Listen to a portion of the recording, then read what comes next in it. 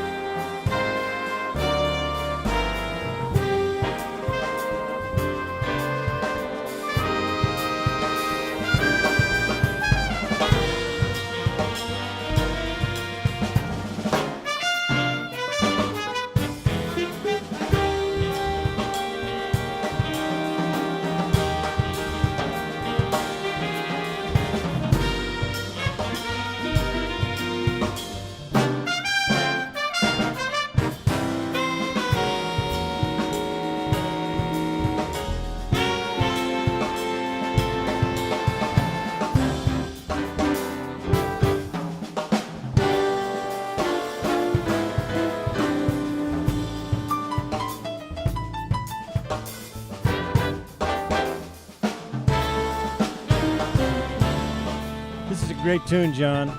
Thank you. I don't know if we can let it run forever. That's all right. We might That's all start right. losing I audience. appreciate but, that was a substantial taste right there. I always feel bad talking over tunes, but it's If I'm Play great that stuff. times 10 too, right? Hmm? We played that in times 10. We're just beginning to learn Right. this one Yeah. when the world shut down on us. But That's that right. was the newest one on the docket at that time. Yeah. So when was this performance with UT? I would say 4 years ago, something like that, maybe even 5, but 4 or 5 years ago, which still left it, the eligibility for this particular competition was anything recorded, in the last 3 or 4 years, so something like that. Yeah. I know that was, at that time, young David Caporal on trombone, who's now a veteran of the U.S. Commodore's Navy Jazz Band. Oh, wow. But that Yeah. was fabulously talented undergrad, David Caporal on trombone. I know Brian Kennard, who just got his doctorate in jazz composition from the University of Miami, who was doing his master's in jazz composition at UT at that time. He's playing flute on there. Oh, very cool. Some of the rest of the personnel, I'm afraid, runs together just a little bit because people are always passing. You try to figure out who was who. Yeah, But so that part is right. I realized we jumped into it all, and a lot of people joining know you guys and they know the things you've been involved in and continue to be involved in. But maybe we should for those that are joining that might not know about times 10, you want to let them know who's in that, John, and kind of how long you guys have been doing that. It's been, I think, 11 years, and just kind of going down. Well, Hank is on the piano, and then Chris Atherbaugh, who just checked in. I'm seeing sometimes 10 guys is on bass. Rob Casanel is our drummer most of the time. Russ Scanlon is our guitarist. So that's our 4-piece rhythm section, and our horn section, the sax is Joey Colarusso is on baritone sax. Joey just checked in. Jake Lump is on alto sax. I play tenor. We have, very often it's Eric Johnson on the lead trumpet, although Mike Sailors fills in from time to time. Adrian Ruiz, who has checked in here, plays the second jazz trumpet chair. And then Michael Mordecai, who sort of keeps the wheels turning, just Yeah. just the sheer logistics of it. It's he's the key guy there. That's a who's who of some great jazz coming out of town, this town. Great players, and we talk about that. One of the reasons I started doing this is because I miss all you guys, and I miss, playing and being together with all the supporters and fans, the lovers of the music who are as important as the music. It doesn't mean anything if we don't have a community to do it together with, right? And we always come back to this idea that for the size of town that we live in, there's just an enormous amount of talent here. And I'm sure you guys, you've traveled the world, you've lived in other places. What is it about Austin that you think makes it special? And why don't you chime in first, Hank, since you've been sitting there patiently? Right. Well, I always tell people, I remember back in the 70s when summer hit and all the college students left, there were no gigs and there was nothing to do for 3 months. And I remember saying that, man, that's when you got down to it and practiced. And everybody got good, I think, because there was so much dead time. We all got to practice, and then when everybody showed back up in the fall and in the spring, the clubs opened up and we were playing again. So that's one way I know the core guys, we were all around in that time. And it's just flourished ever since, Really built big in the 80s, and then it's just gone on, and this town's a magnet. There's a lot of musicians that come here, and since it was the live capital, or it should still be Austin, the live capital or live music capital of the world, there were so many clubs, people had plenty of gigs. So hopefully that will return soon or shortly. Yeah, isn't that the truth? John, thoughts? Yeah. Well, there was a time, I guess, like in the 70s, getting into the 80s, where the musicians, kind of on the rung of the ladder above where I was, more experience, more chops, more everything.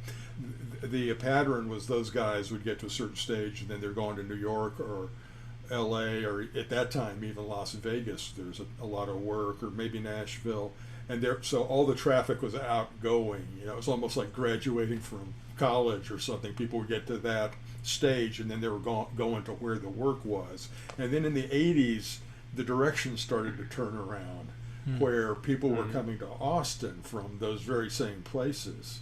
And so that dynamic changed in the 80s. And before that, you'd be in other parts of the country, and you'd always have to say Austin, Texas. Yeah, right. You had to explain Austin for a while. Not within Texas, where Austin already had a kind of a cachet as a creative spot, where rather than guys getting hotel gigs for years at a time or something, doing variety shows, different band every night, all kinds of people who were not cover bands but were some kind of wacky original combination. That was sort of Austin's calling card. Yeah. So within the state, but like say in the 80s, that reputation with the festivals had a lot to do with that, where it became a more nationally known kind of alternative music scene. Well, I experienced that same reversing, of course, because I came here from Amarillo, and that, of course, was a jazz mecca. And then things turned around, and everybody was moving to Austin. I don't know what happened, but when I got here in '81, when did you guys get here? Early '70s or mid '70s? When did you guys come? 1970. I got here in '71. Okay. Fall '71. Yeah. Wow, you guys are old. Yeah. Just kidding. You're not old. Armadillo World Headquarters had been open less than a year. Just a matter of months when I got here. So we were part of that whole run, and so it really only lasted a decade then, and then it was gone. Then they took it down. Because I went there a few times. I saw Passenger there in the beer garden. I saw Spyro Gyra. I saw Stefan Grappelli there. And a Frank few. Zappa. Yeah, I didn't get to see Frank. I saw a few other things there, and then was so bummed when they closed it down. But you know what? Sun Ra. Oh, did Sun Ra play there? Oh yeah. Oh man, I know there. Christopher Cross too. Yeah. Christopher played there. We did a stage show there. Did I've always heard this rumor that. Was it the Stones or somebody snuck in and played under a false name? Is there any truth to that rumor? Or not the Stones, but somebody else? I don't know. I know that was the Stones' modus operandi to do things like that. For their own nostalgic purposes, to be playing a little packed club with. But I don't recall that happened at the Armadillo. But they wanted to get in, but Beto was on stage, so they couldn't get the gig. Yeah. Something like that. Now I know that everybody. One of the reasons people were joining, and they've heard about the premiere of this ×10 video. So we don't want to keep that. We don't want to keep them waiting too long. So do you want to set this up and talk about the tune and the players but also the import of being able to do this kind of thing now, because clearly musicians are pivoting in this direction. Well, it became kind of obvious, in March, that people are going to had to find another way to get their music out, whatever the resources they had and whatever fit them. And, being mindful of the fact that we have, some very faithful followers that I wanted to provide and get some music to, we're talking about just the audience in Austin and get those. So I wanted to do something for that purpose. I wanted to make the band feel like, we still exist, even though we don't have any performances. Yeah. So I had that idea, obviously other people were doing it, and I figured, well, I should. I've got, I leaned on, first of all, Michael Mordecai to sort of do the cajoling of people and checking schedules and stuff and just sort of making contact. And then I lined up Hank. I found out what Hank's schedule was, because I knew when it came to the video aspect, I was out of my element and needed somebody kind of with expertise and creativity and all of that.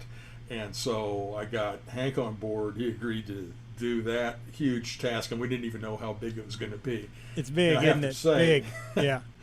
Hank ran with it in his energetic, creative way way beyond anything I would have ever dared to ask him to do. I was just hoping he could figure out how to arrange 9 squares on the screen, which was more than I could have pulled off. But anyway, that was kind of it. And so Hank was an essential part of making it go and making it be, the way it ended up. And I also wanted to have not just recycle some tune we had already been playing, but actually write something specifically for this purpose that none of us had ever heard or played. We would assemble it in our disconnected studios, and put it together. So it was new to us too, and the band really hasn't heard what this thing really sounds like. Oh, it sounds great. Great. Hank, you want to talk about it, or do you want to play it and then talk about it? Play it. Let's play it, and then we're going to come back and let Hank lead us into the rest of the chat about this tune. But does it have a name? What's it? Because you called it the Panorama video. It's called Basement Panorama, which both makes reference to the Elephant Room itself in our home territory, Basement Panorama, and then the fact that whether we're in our basements or I'm kind of more like in an attic treehouse location, but we're all kind of in our individual basements. Yeah. And just I'm in a closet. For what it's worth. The idea that a basement even has a panorama, I sort of like that idea too. Yeah, that's a good point. Well, and it has an aroma, but the panorama is another thing. Right? Okay, let's roll this baby. World premiere, times 10 panorama, basement panorama, and then we're going to come back and chat about it. Here we go. John Mills, times 10.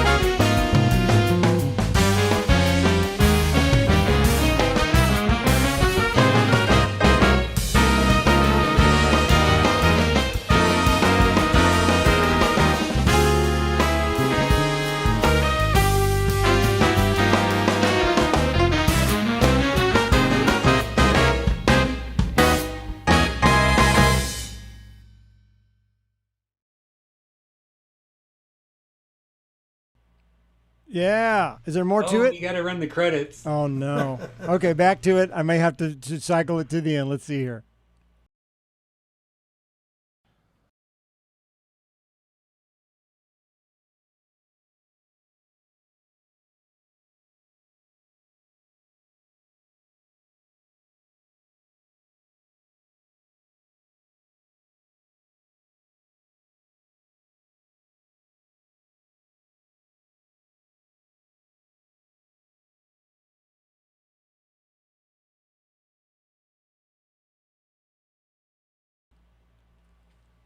Yeah, I can't believe I cut off the credits. Bad, Scott.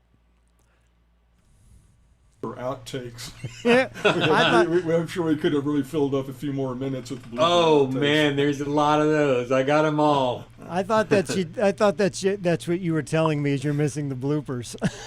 A lot of that was very cool, man. Great tune, John. And thank you. And people were asking about who mixed it. Who did the mixing? Well, I had the foresight to know that we couldn't get this far with all Hank's video and all of these performances and have me do like a amateur job of mixing it. So I enlisted Andre Moran, who has been doing the mixing for Kirk Covington's projects, and he did a great job, obviously. Oh, he did, yeah. We did some back and forth, the usual kind of tweaking, mixing process, but he did the actual audio engineering and made it sound great right out of the gate. And then Mark Hallman over at Congress House did the mastering. There you go, man. Yeah, there's just another example of why it's a cool town. We got so much talent around here. There's Kirk sitting at the drum kit. He had shorts on, but I did not see any hiking boots. Did he have hiking or work boots on? You'll remember, right? Well, we only see what we get. We don't know what anybody was wearing, in their individual layers, when they were performing. For all we know, there wasn't one pair of pants involved in the recording of this video. Right. Well, it was great. I love that, and I appreciate you bringing that to the show tonight so we could share that. That was very cool and very nicely done. And as people were saying, Hank, that was a killer job on the video edit, man. Well, it was a lot of fun. Everybody sent me iPhone videos, Generally, most people just sent one shot of themselves and maybe one of their solo. So I took those, but a few people sent me multi-shots. So like Adrian gave me a left and a right shot, and then his solo separately. So I had a chance to sync all of that up. It took a little math to get it all done, but it was a lot of fun. Did you lay this down remotely by sending tracks around and having people lay their part in, or did you guys get together and record it? Well, no, we never saw each other all this time. Okay, it was like the real deal. I created the template, the track, all with MIDI style, and then each person would play to that. In cases like with drums, I would make a version where there's a click in the band but no drums. Yeah. Because certain instruments, bass is another one where you can't get too crowded by what's been put in there. But I think for the horn players, it kind of worked just to have that block of horns in there to kind of lay in your part.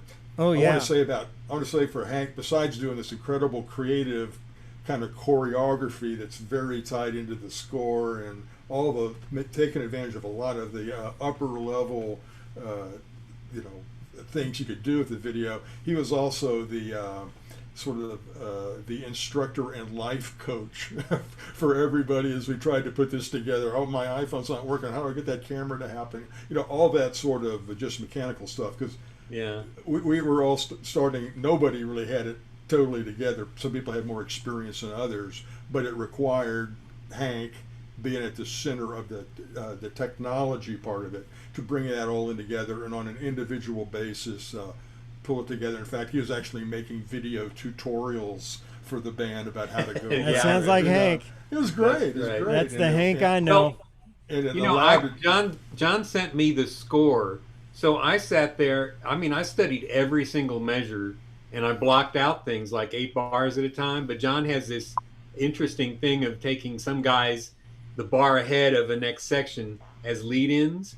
So initially, I just blocked stuff out, 888 or something like that. But once I realized how I could do it, I could follow the music more. So Yeah. the whole tune is, if you study it carefully, the parts that are being doubled are the guys that are in the shots together. Yeah. And then I also tried to divide 10 in as many possible ways as I could. Yeah. 6, 4, 2, and 5, whatever, The other thing, it's only 6 minutes long, but John managed to set out spots for 8 different solos. Yeah, yeah. And the changes are different on everyone. And also, if there's anything that's repeated, it's different when it comes back. It's the instrumentation is different. Yeah. So it was just very exciting to go through it. And then I wanted to build a climax. I remember halfway through, I realized how to color coordinate or color correct video, and so the drama of the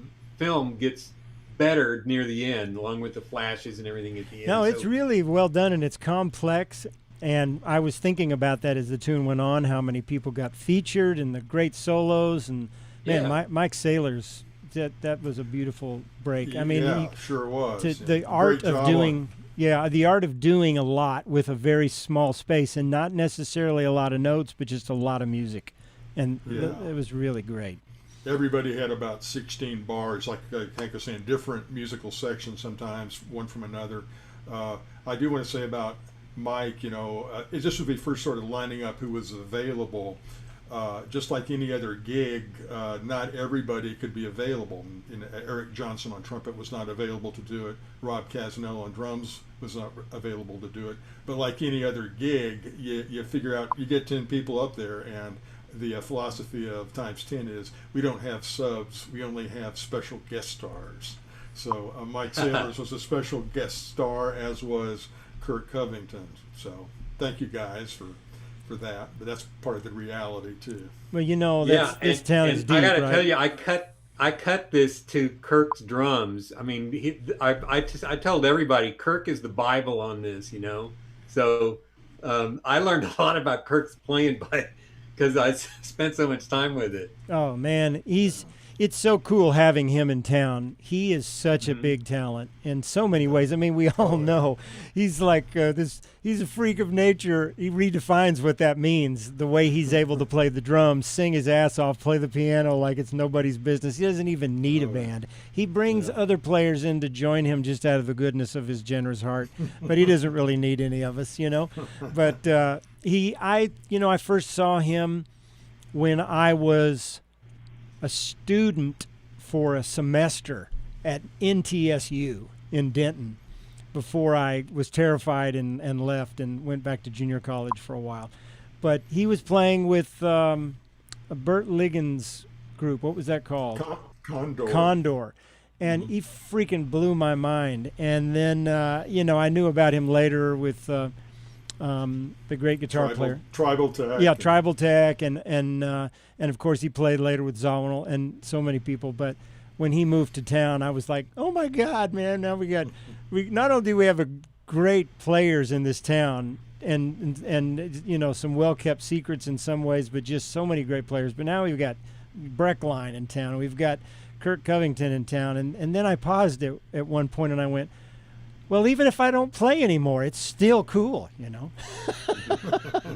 The competition's going to get rough, but then again, in this town, there's room for all of it, There really is, and that's a beautiful thing about Austin. We all enjoy and support each other, and I just love that about this city, Well, there you go. There was my spiel for tonight. Well, that was filling in something you were talking about, and that's always been true of Austin. And I think some of the people that are kind of been here all this time sort of have that aspect. It's like, I don't think, of course, it's hard to say from my having been here a long time, but it doesn't seem like people get frozen out really. There's a friendlier, hey, if a great player walked in the door, if it's on your instrument, great. It's another beautiful creative musician in town. That's good for everybody. I think there's always been that kind of an attitude. Oh yeah. Or at least we strive for that kind of attitude. And I think that's a part of what makes Austin special. When I first came to town, I did want to talk about some of that with you guys because there's some fun memories to bring up. But when I first came to town, Mambo and Steve Metter were such big mentors to me as a drummer.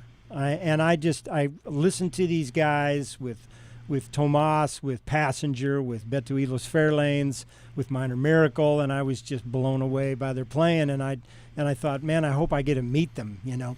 And then I would meet them, and then they were so welcoming, so encouraging, you know, putting me on a gig when they couldn't make a gig. And it's like, okay, here's what you do, you know, don't do this, and make sure you do more of that, you know. And taught me so much, and that openness was reflected right up to the level of sometimes swapping out in the middle of a tune. You know, I remember a few times with Mambo, it was like, "Come on over here and play. I'll go over and play something else right in the middle of a tune, you know, or in the other direction, you know." Mm-hmm. So that stuff is really special.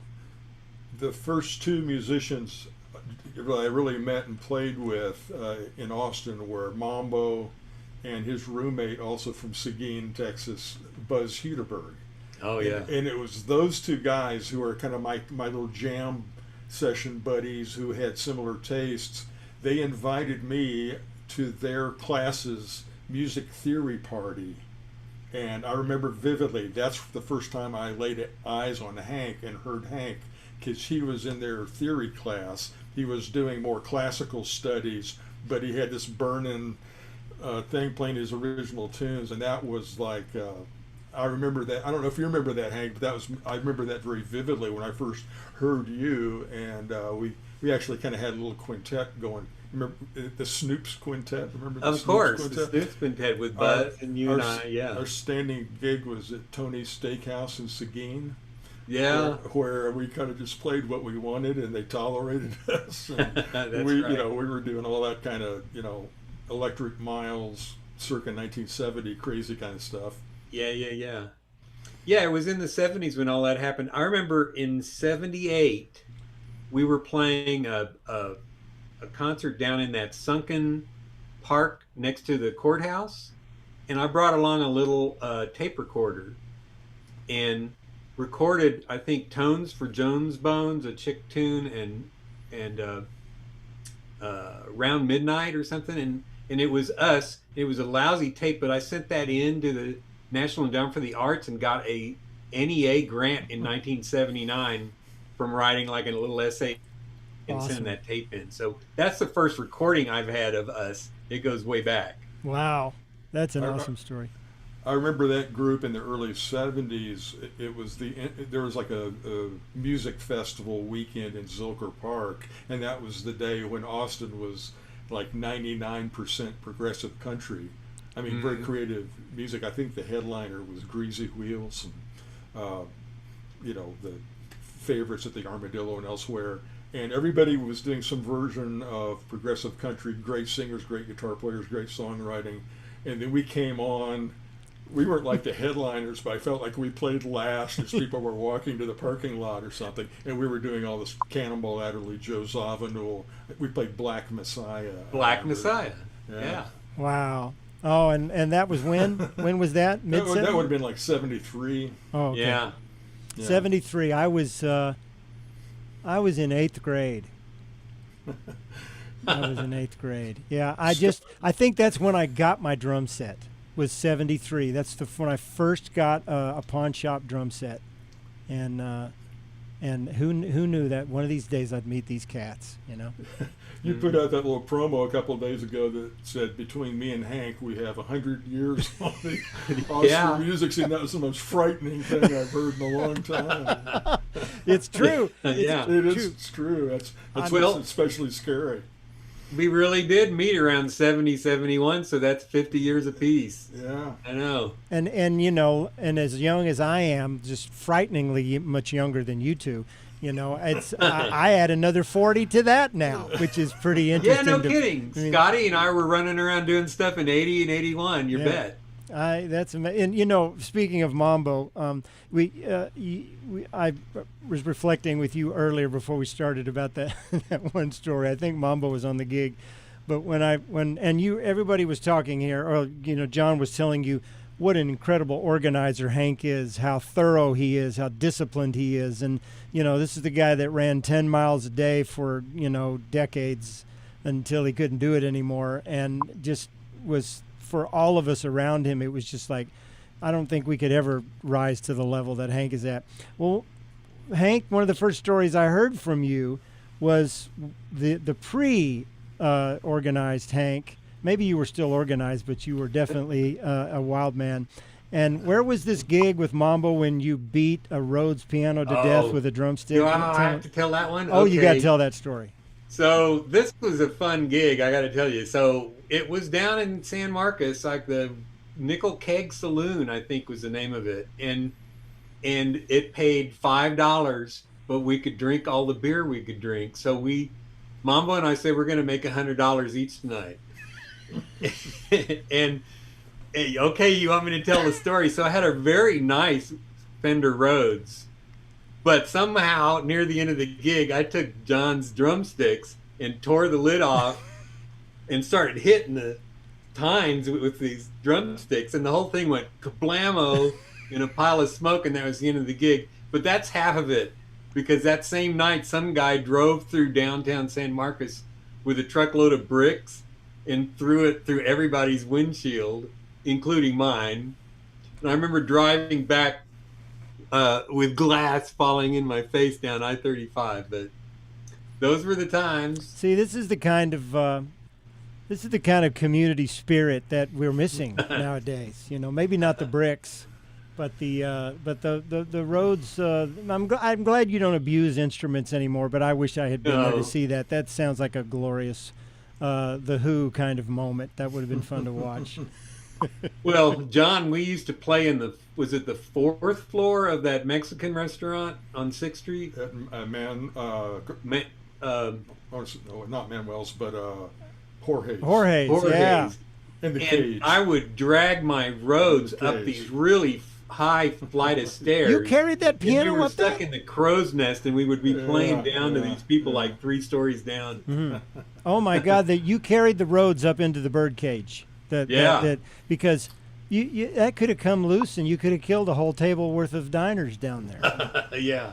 And we weren't paid enough to do that kind of damage, at that restaurant. Yeah. That was during a flurry, where 6th Street went from nothing, like maybe it had only Antones, or maybe only Steamboat. I mean, it was like kind of a ghost town. Yeah. And suddenly, over a matter of a couple months, it became this crazed scene, and that gig was sort of a part of that boom. And I was trying to Mike Mordecai is the king of this, but I'm trying to remember all those 80s clubs we played at. So I remember Buffalo Grill. We did duos, a lot of duos. Yeah, and Copas and Piggies. And then, John, were you in the flute circle at the Treehouse? I wasn't in the original lineup. I ended subbing with Vico Vicencio's group. Vico, yeah. Yeah. Man, I heard so many cool stories about the Treehouse, and I wanted to play there so badly, and it was all done by the time I got here. I think I just missed the end of it. And Passenger with the James Polk, they did the Polk and Company thing there for a while too, didn't they? Or was that maybe that wasn't? I know Passenger played some there, but I know earlier they were at Casablanca, right? Casablanca, but that would have made sense, at sort of their kind of level that they would have played. The opening group that came and opened the Treehouse was Angel Sucheras. Piano player. Yeah, and then that nice corner you mentioned. I forgot Casablanca, but I played there like 6 nights a week for a long time. Then right across the street, just like in the movie, was the Blue Parrot. Right next door, Yeah. And Castle Creek, which is a great venue, was Caddy Corner, and that's where this unheard of bass player showed up one night at our jam session, and it was Jaco Pastorius, who was going to be nationally famous in about another 6 months, but at that time was just some incredible electric bass player. Like, you weren't sure what you were hearing, because how could it be this good and be some nobody? Wow. Mm-hmm. Wow. So that was right before Heavy Weather then. He was in Blood, Sweat, and Tears at the time. Oh, he was. I didn't know he did that gig. Yeah, he was. And then about 6 months later, that solo album produced by the leader drummer of Blood, Sweat, and Tears came out. Oh, Yeah. so Bobby Columbi, Columbi produced Jocko's solo record. Yes. Wow, that's it. And when did Bright Size Life with Pat Metheny and Bob Moses come out? Was that later, or? Wow. That was maybe before that, or around that time. I think that was actually before his solo record. So Okay. he had been on that record that certainly a lot of people took notice of, but he didn't really get the spotlight. So that version of Blood, Sweat, and Tears included Larry Willis on piano, Don Elias on drums, Mike Stern on guitar. Oh man. It's a pretty heavy lineup. A great Dallas and Houston-based sax player named Bill Tillman. Mike Stern?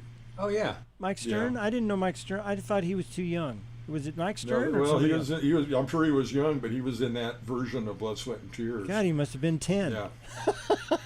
Or maybe he was older. He's older than I think. You know, that period, just listening to you guys talk about that, not only Austin, but just what was going on in the music scene at large. What an amazing time. You know, all the music and bands coming out of that period. And we came out of a lot of turmoil in the late 60s and the early 70s. And does it ever make you wonder that this madness we're going through now, if we can navigate it without just destroying everything, if it's going to give rise to a creative explosion again in expression, or is it so different now that it's hard to imagine that happening? I don't think there's any lack of, or ever has been any lack of creativity going on, kind of the way the marketplace or the public at large acknowledges it or delves into it. That's the part that kind of swings, but I feel like there's always... That's a good point. I mean, right now there's an incredible number of, brilliant creative musicians who are trying to figure out how to get noticed in the flood of, things, Yeah, because, I was explaining to my 13-year-old daughter earlier when we were listening to some piece of music, an old Stevie Wonder tune or something. I said, she was like, where did you first hear that or whatever? And I'm like, there used to be LPs and there used to be these big stores and you would go and she goes, I know about that, Dad, but I don't know how she knows about it because there aren't any to go see, but she does. But as I was saying, all this product was cherished and there was a limited availability and you paid for it and you went and sorted through it, and it took a while for it to come to market and all the things, and there were things about the restriction of the system that we didn't like. But the thorough commoditization of recorded music now makes it, we're still trying to figure out what to do with ourselves commercially because the old way to do something with ourselves has disappeared into a sense, right? Yeah. There was definitely more of a commitment when you bought a record, going to the store and, whether recognizing names or falling in love with an album cover or whatever motivated you to make that one of the 3 or 4 albums you could afford. Yeah. When you bought that, you had already invested.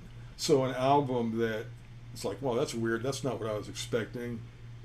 You bought it, so you would kind of keep listening to it until you found a way into it. So that was, that was instructive because you didn't just turn the channel on it after a half a track because it didn't grab you or give you what you expected. You were invested. Yeah. And sometimes it took multiple listenings to realize something that just sounded totally weird at first was totally cool. Yeah. Oh, I had any job that I had. There was always the album cut that came right out of any paycheck that I went to the record store and I got, some new music to listen to. And then, I would pay bills and buy food after that. But that had to come first. Hank, you know this well from that period of my life when I was when I was a roommate of yours for a while, and you saw that of living up close. Yeah. Andy Murphy brings up the fact that the studio scene was really big in the 80s, so we did a lot of commercial work or just whatever came playing on other people's albums, kids albums, whatever. And another thing that happened in the 80s was there was this explosion of Vegas shows that came down here, and we ended up playing on Red Skelton and Bob Hope shows and the Nelson Riddle Orchestra. And I don't know if we were in on all of them, but man, there was a lot of shows that came through, and they had the real Vegas gig, the whole show written out. It was just like that, but it was really interesting to sit behind Bob Hope and watch him do that show. Wow. Like at the Paramount? 10 feet in front of you. Would it be at the Paramount or other places in town? No, it was at College Station. They brought everybody down there, and Bob Meyer was I think the agent at the time. There was a NBC television special taping, I believe it was at the Irwin Center, that that was one time with Bob Hope. And I remember that one of the guest stars who I had never heard of at this time was George Strait. I was like, who's this guy? But a certain portion of the audience was screaming. Wow. But anyway, it was great playing those shows. It's because the variety of things that were going on, studio work of all kinds. And I have to say, again, getting back to Hank here, all those kinds of things that are very kind of well-paid, cool things, we always mix it up with just totally artistic projects, no matter how much work they're going to be. I could always count on Hank to be willing to jump into something like that would take a lot of preparation and dedication to get it, and just do it for the sake of doing it. Yeah. That's been a great thing over this period of time. So we could go on with a very long list of projects. One of them was like this crazy long, complex solo piano contemporary sonata, I guess I wrote for Hank, called Circumdances. And I made him learn it not once but twice. Really? and in order to learn it, he had to actually re-enter it all into finale in his way, where he could manage to paint page turning. That kind of level of music notation is sort of akin to his, doing the video, that same kind of extra skill.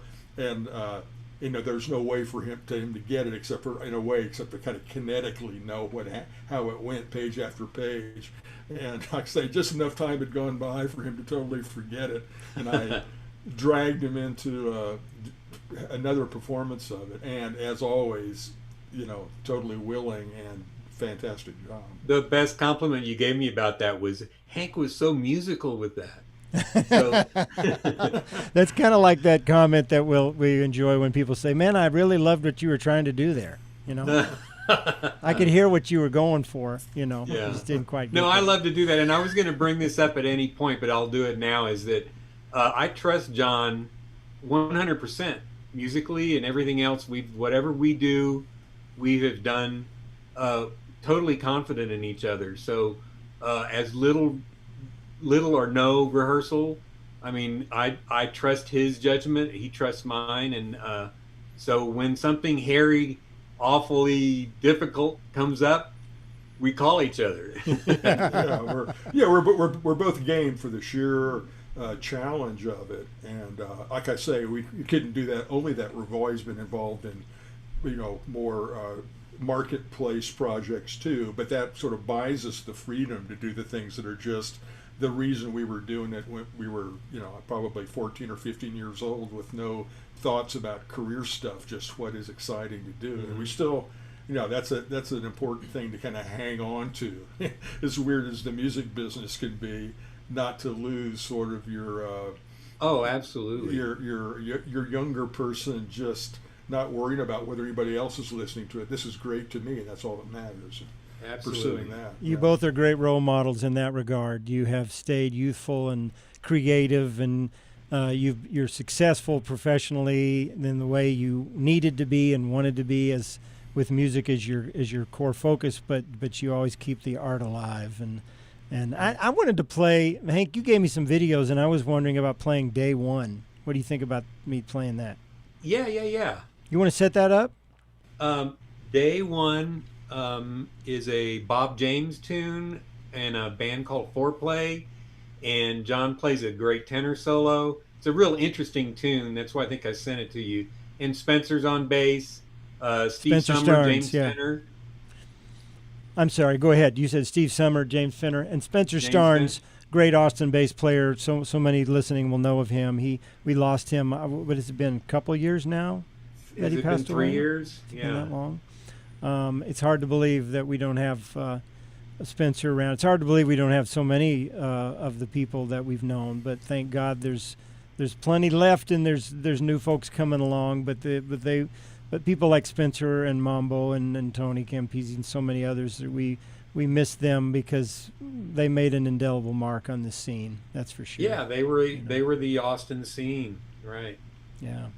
Well, so the video is a performance at Texas State, or where was it? Yeah, I had a band back in the early 2000s called H Project, and I had a series of a night of concerts. I had a night of West Coast jazz, a night of Latin jazz, a night of Chick Corea, and so this is one of the West Coast jazz tunes.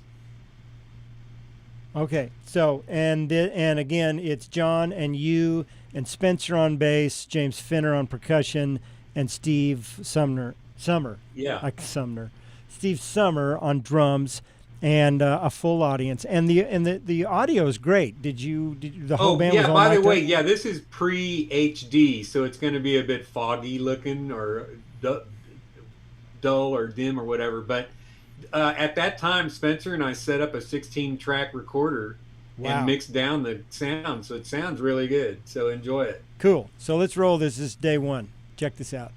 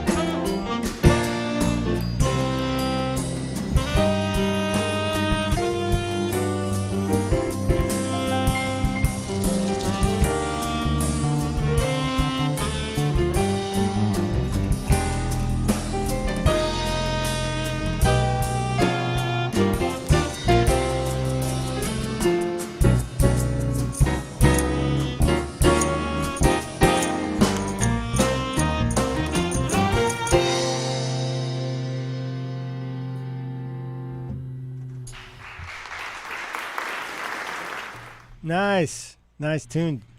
Yeah, that's a neat Bob James tune, and nice performance, guys. Very cool. I have zero recollection of that. So I think it was pretty much a sight reading experience.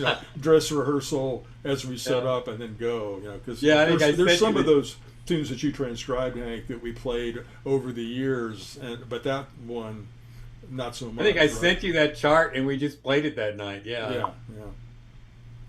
How many gigs have you had over the years where someone mentioned it or showed you a piece of audio or video and you're like, I have no recollection of being there or playing that whatsoever?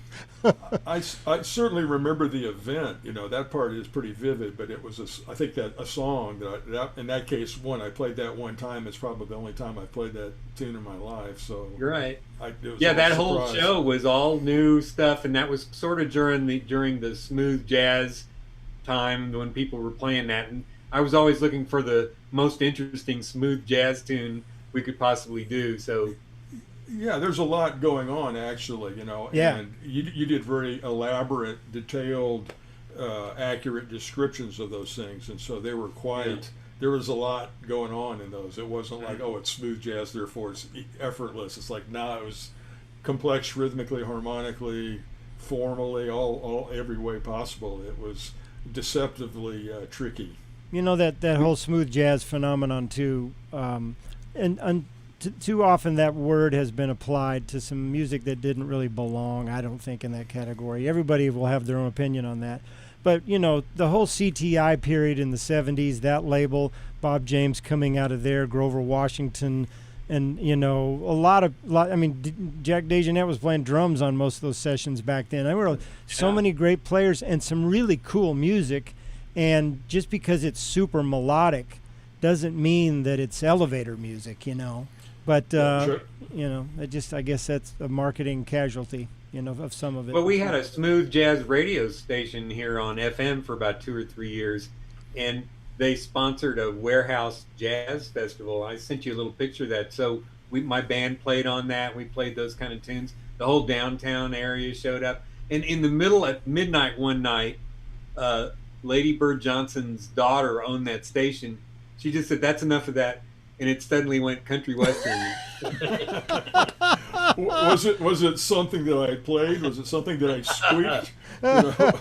Was it that low B flat? What was the problem? I was on one of those gigs with you, Hank. That's there's that picture I sent you. You're in there with John and I and Hart. Was that in your second email of photos, or was it in the first one? The first one. Because I got to see if I can find it. I'd love to see that. That's you in the background. It's it's like a. What's it called? Warehouse. Warehouse District. Let's see if I can show it. Let me turn myself off for a second. I think so. There it is. Yeah. Oh, wait a minute. I'm expanding the wrong. I don't know if I can make this bigger. If you blow it up, it's not going to look any better. Yeah. There's John, there's Hank, there's Hart on percussion. Nobody has congas like that man. Right. And then there I am with a piece of black tape across my eyes, I guess. I don't know. But yeah. And then who's on bass? I can't remember. Glenn Schutz. Glenn Schutz, yeah. Yeah, Glenn Schutz. Yeah, if the video was 720p, then this is 480. So. Right. Well, that was fun. And I've disappeared. Where am I? There I am. Okay. Go ahead. I will still want to treat John's writing skills and mention a bunch of highlights I've been involved with on John's illustrious writing career. Please do. So I don't remember how far back this went, but we played the opening theme to Austin City Limits at least for 3 years, and I think you wrote several versions of that. Right, I did. I had been doing like some of their station ID music and music for their own in-house, children's productions and stuff. And then I got invited. There's a couple years there where they were taking a break from Home with the Armadillo, London Homesick Blues, Gary P. Nunn. They're still using it at the end, but they shot a a video around Austin, water skis and trucks and stuff, and got me to write instrumental music set to that. And this was slightly before the days of having software that would line all that up. So in those days it was a stopwatch and algebra and figuring out how many beats or parts of beats you needed to get to catch the hit with a splash of water or something. And so that's the way I was operating, and somehow that got me in. And so maybe it's season 7 and 8 or something. Wow, that's cool. I didn't know that. That far back that I had done that opening music. That is neat. And so John was hooked up over there, and we did a PBS show on wildflowers for a television show. I was, somehow, there are great people over there, kind of a group of producers, and so I just kind of year to year, when they would have a new kind of a documentary production or say like kind of a show, whatever that might be, I got called in on that, and those were some great times, and some wonderful people, wonderful producers. Tom Spencer was one of the producers, Dick Peterson, going back to the beginning, Bill Arhos. But anyway, just a great body of people, kind of fitting Austin in its own way, that KLRU production team, and some, the camera sound people, some of them to this day are still involved in that. And that is cool. Great kind of a family. I don't know. I mean, most anybody watching right now will know this, but for anybody that sees this video after the fact or that doesn't know this, Austin City Limits in its earlier days featured a whole lot of local artists. I mean, I remember seeing Beto and Tomas and Passenger and Paul Glass's group and a lot of people locally were always in the season, right? I mean, that was pretty much. Wasn't that pretty much the case until maybe the late 90s or something? Well, because the dynamics of that whole thing changed, where you couldn't just be like a non-profit kind of a thing. Even shows like that on PBS had to get big corporate sponsors, and so the ante went up. And if you're going to have the necessary backing for a show, you better have some national superstars. So that. That kind of changed. Nobody's fault, but that's just sort of the nature of the industry. Sort of changed that way. PBS. I'm pretty sure it is somebody's fault, but we don't have to go there. But you're right. Yes, John, how many hamburgers did you get from McDonald's for a year? I don't know that I ever managed to consume a burger on their behalf. If I had one, I had to pay for it. Right. But that was like kind of grew out of jingles I had been doing around Austin, San Antonio. One particular producer out of Chicago that I had been doing some work for, and we hit it off very well. I mean, just sort of at a kind of professional basis, was some really nice projects, and then out of the blue. 10 years later or something, he calls up and says, "Hey, I'm vice president at McDonald's now. Let's do some stuff." So we had kind of a run there, doing it out at Spencer's, various singers in the area doing essentially the kind of a national package of whatever the Randy Newman song or whatever was the current McDonald's theme. Wow. I'd create 12 arrangements, a couple country ones and a couple blues one and a funk one and the Latin, just kind of a whole package of these different styles. Oh, that's cool. So we had that running for a few years. It was fun. And, so how did we keep you in town, man? I mean, how did you not end up on the West Coast? Well, I was smart enough to realize what a lucky spot I fell into, and it wasn't like New York or LA were hurting for guys who could write arrangements. So I recognized the good thing when I had it, and it's been great, and it's morphed various ways, but it's that continuity is a nice thing. I remember a guy telling me in LA once, he said, "Why aren't you in LA?" And I didn't have a great reason, but then I had another guy come and say, "Hey, would you rather be a little flea on a big dog or a big flea on a little dog?" And after thinking about it, I said, I'll just be a big flea on a little dog and stay right here in Austin. And Austin's now a medium-sized dog. You know, it's not a little dog anymore. Yeah, and you're not as big a flea as you used to be, you know. But, you're as big a talent as you used to be, but, you know. I don't know if that joke even worked. I think I have to go in a different direction. So, John, did we do a live broadcast at the Continental Club? Was that KGSR? Yeah, I mean, I've done that a few times with various people. Sometimes where I'm just the guy blowing the saxophone, and maybe sometimes when I have a little more to do with what's happening. I'm not sure what that event might have been. Yeah, I don't know if Mike but it was a couple of years, and we were like the house band, and whatever anybody came in with, we would do it was like Letterman or something. We just did something behind him, whatever it was. There's a lot of things like that, live broadcasts. I mean, I started making a list of the things that we've done together, and it's, you know, I thought I had a huge list, and then you threw out some photographs. It's like, oh yeah, I forgot about those. Right. So we did a bunch of shows at the Paramount. I think Mike Mordecai booked those. We did some silent movies. Nosferatu, I remember. A bunch of stories about that, but just all kinds of shows all over town. Okay, we did tell the earlier story about Mambo and the Rhodes piano that went down. Do you guys have a story that is a common nightmare gig story that you love to retell, that tickles you to think back on it, even though it may have been painful at the time? I've got one. It's not the one Mike Mordecai. It's not the one you're thinking of. You tell that one too well. But there was a gig, and I was subbing for, you know, my superior in the saxophone player world in Austin, Paul Ostermeyer, who was the guy. And there was a gig, and it was like a Shrine Circus or Ringling Brothers Circus gig, and I was subbing just this one gig, you know, and it was pretty close. It was at the old City Coliseum, and you know, I was trying to manage.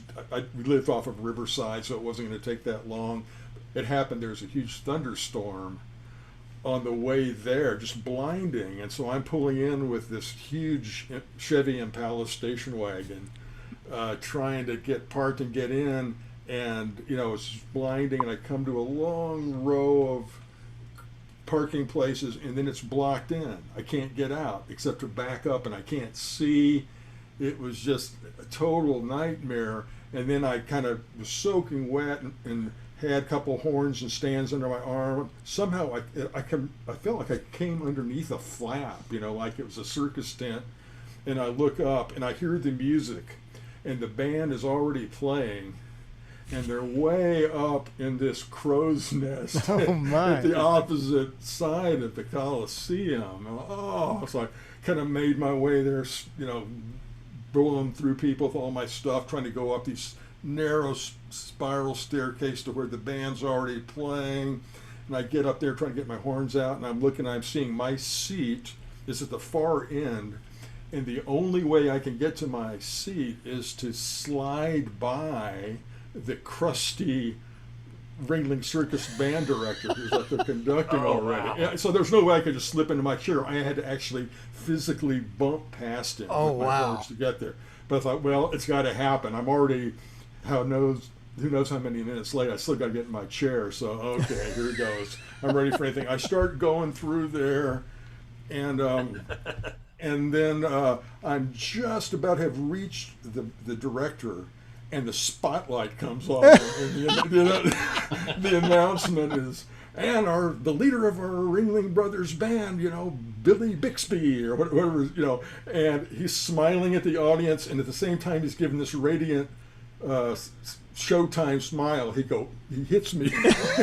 he gives me the shove that's really like hitting me in the chest and knocking me backwards to get me out of his spotlight. And that was like a great showbiz moment. Oh man! So I kind of I let things calm down a little bit, you know, where the monkeys were doing their thing or whatever it was, and I got in my chair and read and through this one is of those. and for those people who think that the life of a musician is always glorious and exciting and thrilling, well, that's still pretty thrilling.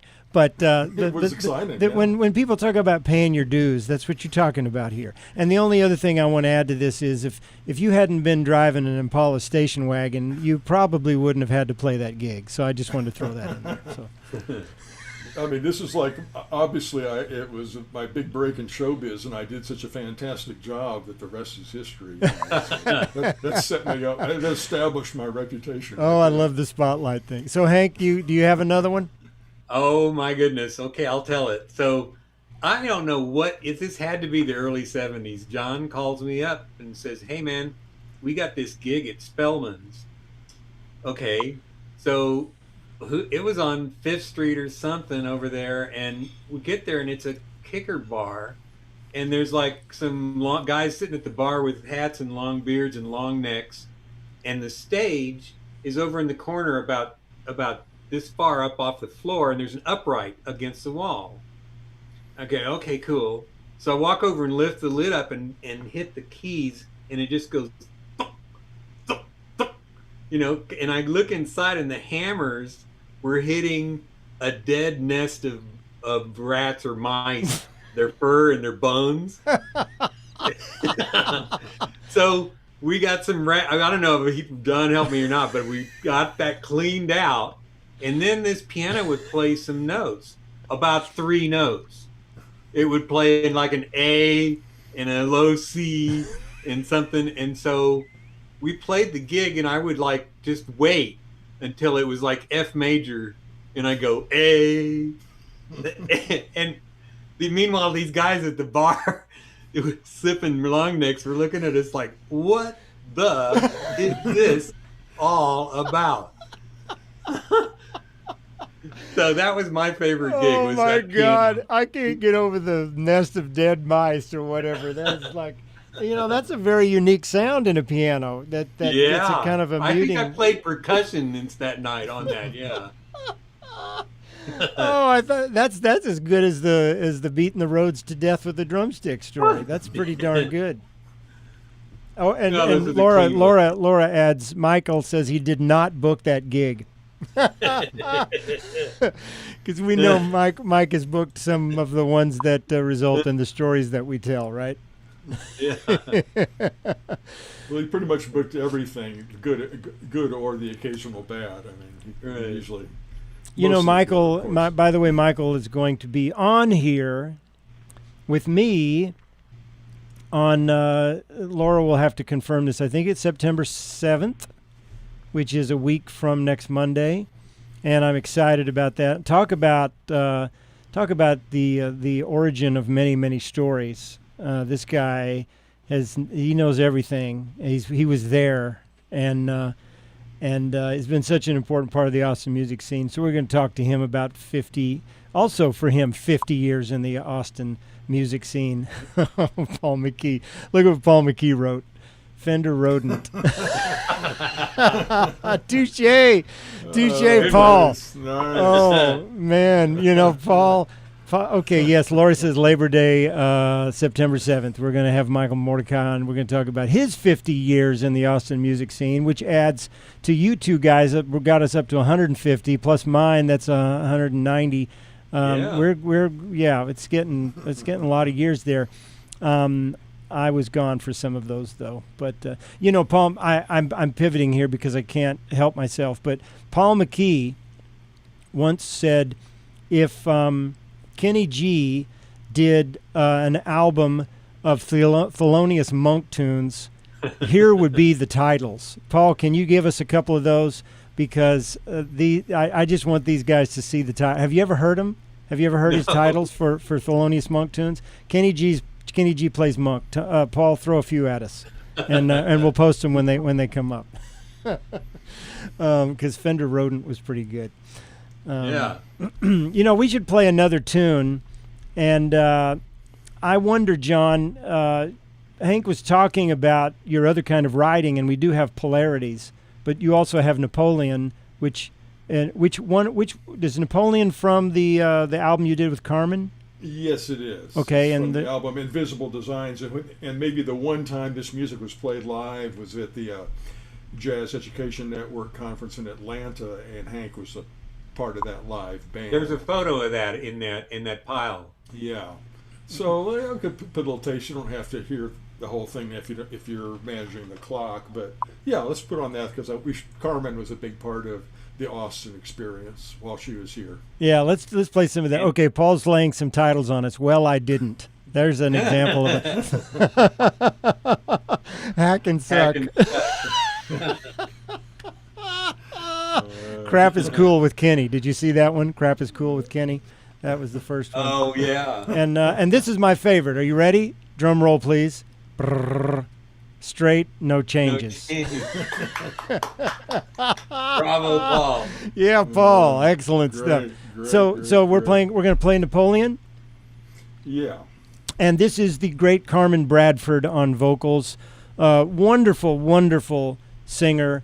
Years with the Count Basie Orchestra. We met her in Austin in the early 80s when she was at Houston Tillotson. Is that right? Was she in town in school there? Right. And she was. Yeah. We had a band called Minor Miracle, that Hank was in, and this was when Carmen was pre-Count Basie, and she had all that in her, but she was in a more of a Chaka Khan phase, and this project in a way brought some of that back. Yeah. Oh, there's one more from Paul, et cetera, et cetera. Napoleon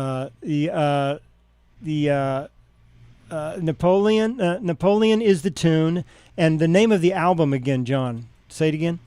Invisible Designs. And is that one where people can listen to it on a streaming service, or they only buy it from you? I think it's out there somewhere if you look around, like everything else. So if you care about John, buy it. If you don't, stream it. And either way, I'm going to end up with the same amount of money either way. I'm sure. If you do stream it, just put it on a loop and stream it 24/7 for a month, and that's the only way John's going to see anything out of it. So we'll just get straight about that right now. Okay, here's Napoleon.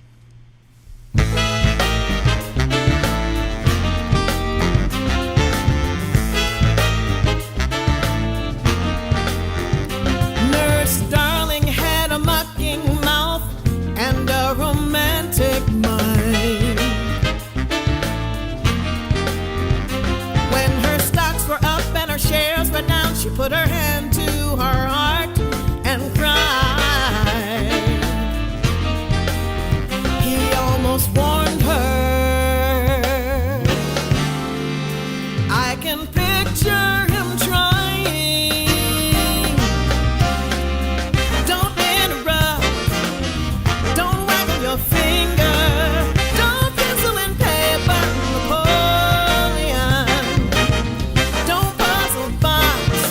Don't go off in a passion. Don't slam the door on Napoleon. Don't game Napoleon.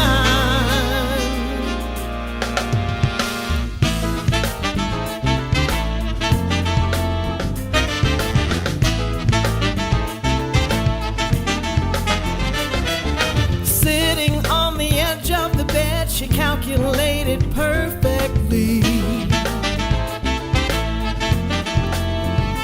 Cut his coffee off at the office and confused him almost gleefully.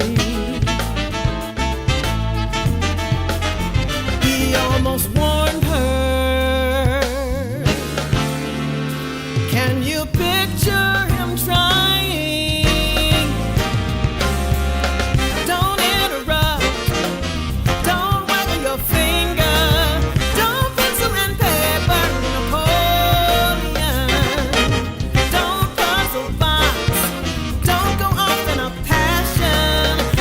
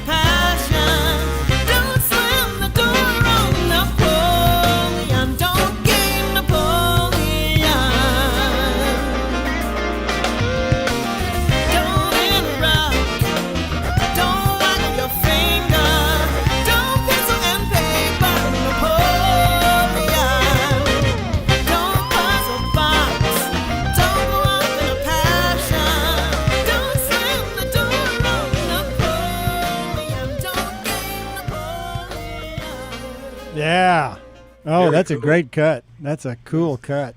Who all played on that, John?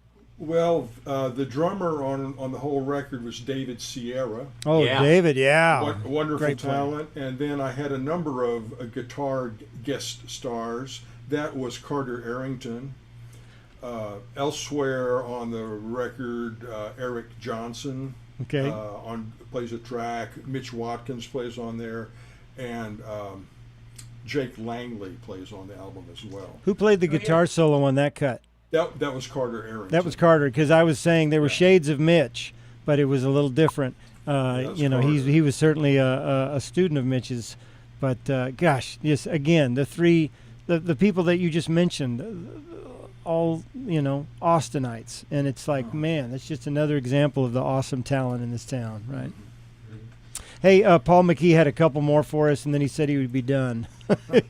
You see these two? Good idea. Catastrophe. These again Yeah, man. are Kenny G plays Thelonious Monk titles.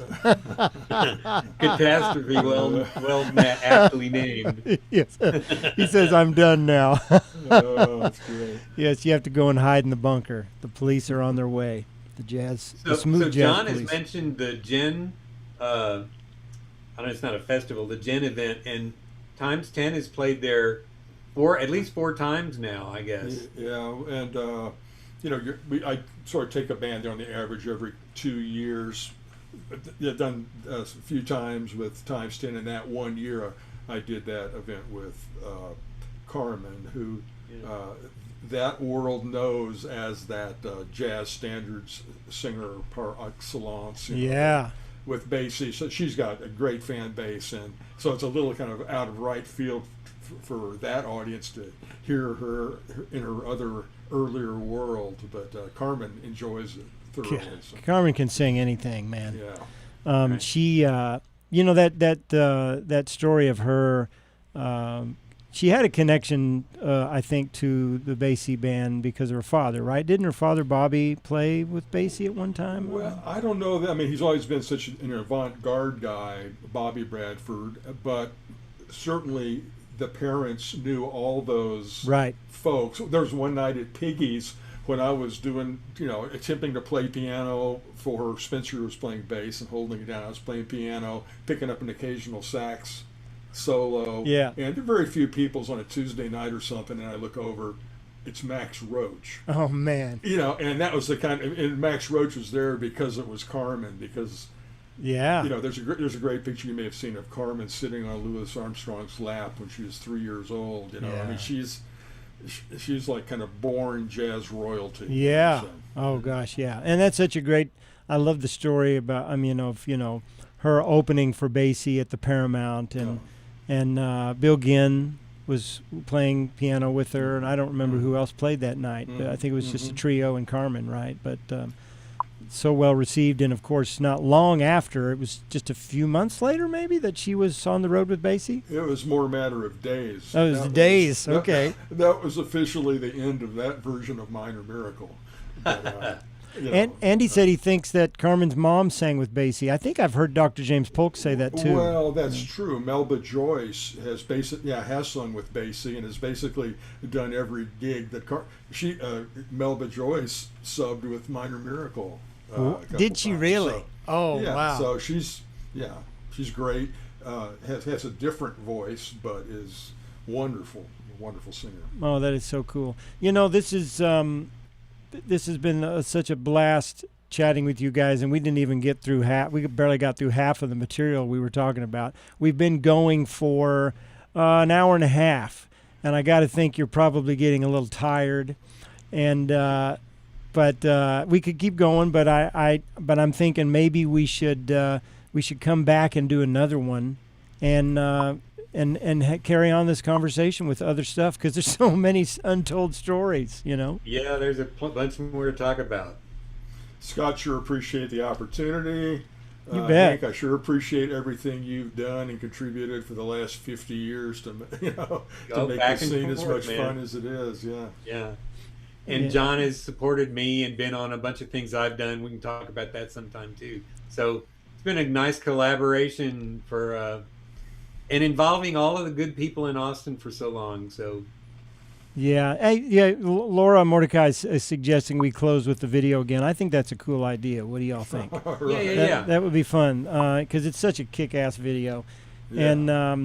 and I really appreciate everybody joining. It's been a really nice crowd tonight with a lot of participation, and it's fun to be able to show the comments on the screen. I know I appreciate it. These guys have appreciated it, and there's something about being able to do this right now that is so valuable. I think I know when Ernie Durawa was on the other night, he and I talked afterwards, and he just said it lifted his heart up to be able to connect with people, this way. And this is tough stuff we're all going through. I mean, this is unlike anything that any of us have seen in our lives, and maybe that we've even heard people talk about in the life that the generation before us. So anything we can do to keep community alive is, I think, let's make the critically best of it. important. No kidding. Right. Yeah. So let's hit this video one more time, which is called Basement Panorama by Times 10, with these two dudes smack dab in the middle of it all, and a bunch of great, awesome musicians. Video produced by Hank Hehmsoth, song written by John Mills, and hypnosis provided by both cats. So Thank you so much, Scott. Yeah. you bet. Okay, guys, I'll roll it, and then we'll sign off from there. And thank you again for joining. Cool.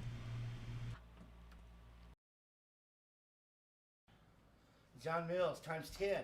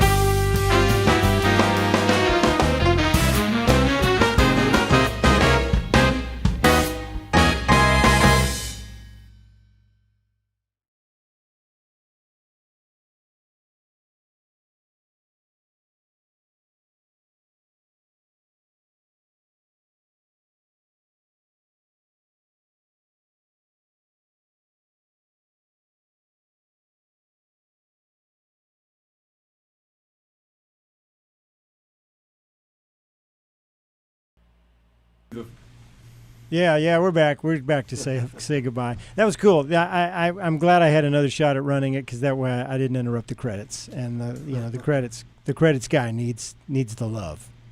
Yeah. Well, that's a great tune. And are you posting that on YouTube or someplace so people can go and rewatch? Yes, that's right. We're kind of like letting the word out now that it's official, and. What YouTube it should? Matter of fact, that's something we never did mention, and that I should. Where do people go? They want to check out more of you guys' stuff. Your websites individually. I can make it public on my YouTube channel for one. I thought we maybe send it to the band and they could just put it up all kinds of places, but you can put it wherever you want, John. Yeah, so I'm sort of sharing that with all the guys in the band, and so just if we talk to our friends, that's several million people right there. Yeah, there you go. Yeah. Or as Beto used to say, well under a million, right? Well, again, what a great pleasure having you guys on. I love you both, and I this is cool to be able to spend time with you like this, and so many more stories to tell. So let's do another one. There's so many combinations of friends that we can have on to do stuff like this. You guys, let me know who else you would like to have join. In different combinations. We should make this sort of a regular thing until we figure out how to get back into clubs again. Say hi again. to Extreme Heat for us. Oh yeah. Oh, thank you for bringing that up. That's one of the reasons we came back.